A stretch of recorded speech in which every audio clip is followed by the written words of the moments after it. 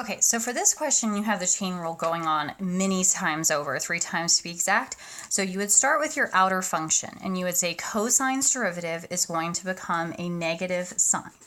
You would then keep the inner function fixed at sine of tangent of pi x to the 1/2 power. And again, just to emphasize before we get started too far in here, I have rewritten this whole square root as parentheses to the 1/2 power. So starting our derivative, we would have our outer function keeping the inner fixed, so keeping the inside fixed, and then we have to multiply that by the derivative of this inner function. Now, when you look at this inner function, the inner function that we're trying to take the derivative of is the derivative of parentheses to the 1/2 power. And so that is going to involve a general power rule. So let's just kind of go off to the side. We know that this is the first part for the outer keeping the inside fixed. And let's take our derivative of sine of tangent of pi x to the 1/2 power using the general power rule. All right, so our first step is that we would bring down the 1/2 power. So we would get 1/2 times, keep the inside fixed, sine of tangent of pi x to the negative 1/2 power. Then we have to multiply that by the derivative of this inside. So taking the derivative of this inside will also require a chain rule. So we will have the derivative of sine, which will become cosine, keep the inside fixed at tangent pi x.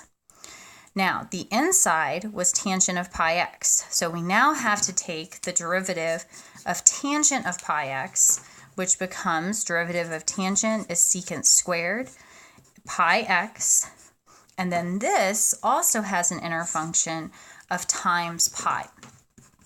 So what's happening here is that we are uncoiling this very slowly. So we take the derivative of sine, we get cosine.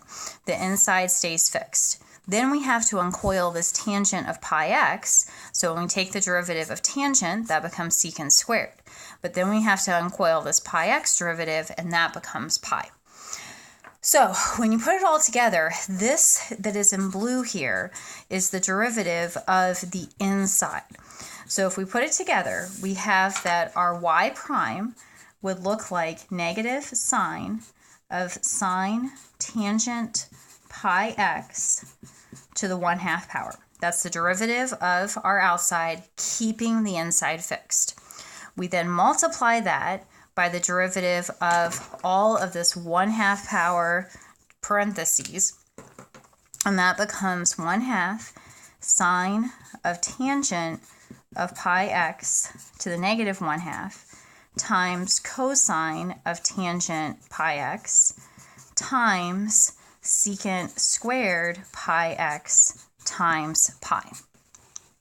Now, as far as simplifying, really the only thing you can do is move these negative exponents down to the denominator, but other than that, there really isn't going to be any formal simplification that you can do.